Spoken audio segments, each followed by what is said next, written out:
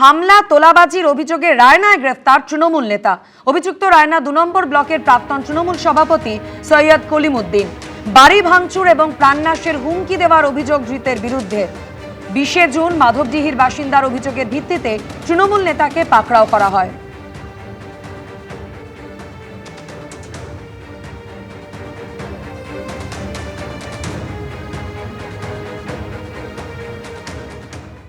দু 2023-এ পঞ্চায়েত নির্বাচনে অশান্তির অভিযোগ ভাঙড়ে এবার গ্রেফতার করা হলো তৃণমূল নেতাকে। তৃণমূল নেতা খয়রুল ইসলাম, তাকে গ্রেফতার করা হয়েছে। একেবারে 2023-এর পঞ্চায়েত নির্বাচনের যে ঘটনা, পুলিশের জালে এবার ভাঙড় ২ নম্বর পঞ্চায়েত সমিতির কর্মাধ্যক্ষ খয়রুল ইসলাম। 2023 সালে পঞ্চায়েত নির্বাচনে বিজয়গঞ্জ বাজারে একটি খুনের ঘটনা ঘটেছিল, আর এবার খয়রুল ইসলামকে বহরমপুর থেকে গ্রেফতার করলো পুলিশ। পুলিশের জালে ভাঙড় ২ নম্বর পঞ্চায়েত সমিতির কর্মাধ্যক্ষ খয়রুল ইসলাম। 2023 সালে পঞ্চায়েত নির্বাচনে বিজয়গঞ্জ বাজার, সেখানে খুনের ঘটনা ঘটে, আর এবার 3 বছর পরে খয়রুল ইসলামকে বহরমপুর থেকে গ্রেফতার করল পুলিশ। ভাঙড়ে গ্রেফতার তৃণমূল নেতা খয়রুল ইসলাম। 2023-এ পঞ্চায়েত নির্বাচনে অশান্তির অভিযোগে ভাঙড়ে গ্রেফতার তৃণমূল নেতা খয়রুল ইসলাম।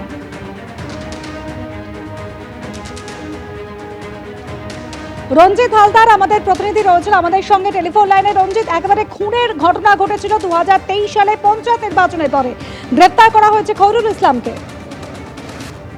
দেখো, 2023-এর যে পঞ্চায়েত নির্বাচন হয়েছিল সেখানে নমিনেশন থেকে কাউন্টিং পর্যন্ত একাধিক খুনের ঘটনা ঘটেছিল। সেই খুনের ঘটনায় নাম জড়িয়েছিল এই নেতা খয়রুল ইসলামের। তারপরেই কিন্তু পুলিশ একেবারে তৎপর হয়ে যায় পালাবদলের পর। গতকাল রাতে বহরমপুর এলাকা থেকে তাকে গ্রেফতার করেছে উত্তর কাশীপুর থানার পুলিশ। তাকে ভাঙড়ে নিয়ে আসা হয়েছে, জিজ্ঞাসাবাদ করা হচ্ছে উত্তর কাশীপুর থানার পুলিশের পক্ষ থেকে। আজই তাকে বারুইপুর মহকুমা আদালতে পেশ করা হবে, এমনটাই জানা যাচ্ছে পুলিশ সূত্রে। ধন্যবাদ। এবার কন্টেনারে ডিজেল সরবরাহে ছাড়পত্র জানিয়ে দিলেন মুখ্যমন্ত্রী শুভেন্দু অধিকারী। কন্টেনারে ডিজেল সরবরাহ করার ক্ষেত্রে নিষেধাজ্ঞা জারি করা হয়েছিল। কৃষক, বিভিন্ন হাসপাতাল এবং জরুরি পরিষেবা প্রদানকারী সংস্থা সমস্যায় পড়ছিল। জনসাধারণের স্বার্থ রক্ষায় পশ্চিমবঙ্গ সরকার অবিলম্বে হস্তক্ষেপ করেছে। এক্স হ্যান্ডেল পোস্ট মুখ্যমন্ত্রী শুভেন্দু অধিকারীর।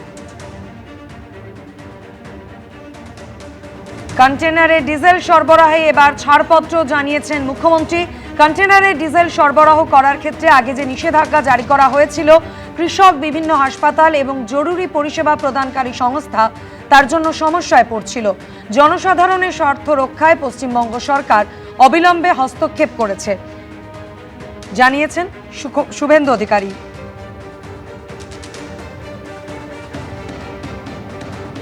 এক্স হ্যান্ডেল পোস্ট মুখ্যমন্ত্রী শুভেন্দু অধিকারী।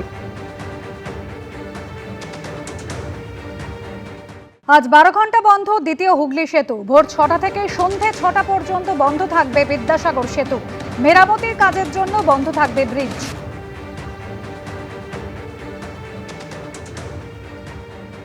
রক্ষণাবেক্ষণের কাজের জন্য আজও বন্ধ দ্বিতীয় হুগলি সেতু।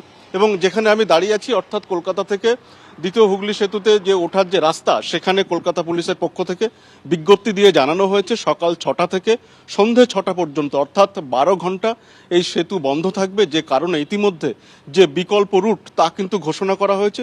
মূলত হাওড়া ব্রিজ এবং এর পাশাপাশি নিবেদিতা সেতু, এই সমস্ত জায়গা থেকে হাওড়া এবং কলকাতায় যে যাতায়াতের রাস্তা তা বলা হয়েছে। যেহেতু এই সেতু বন্ধ থাকবে 12 ঘন্টার জন্য এবং রক্ষণাবেক্ষণের কাজের জন্য এই সেতু আজকের দিনে অর্থাৎ রবিবার 12 ঘন্টার জন্য বন্ধ থাকছে। এবং দীর্ঘদিন ধরে এই সেতুর যে রক্ষণাবেক্ষণের কাজ চলছে, সে কারণে এরকম ছুটির দিনে এর আগেও এরকমভাবে বন্ধ ছিল।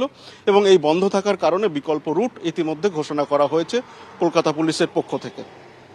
ক্যামেরায় অভিজিৎ দত্তের সঙ্গে সত্যজিৎ বৈদ্য, এবিপি আনন্দ, কলকাতা। এবিপি আনন্দ, এগিয়ে থাকে, এগিয়ে রাখে।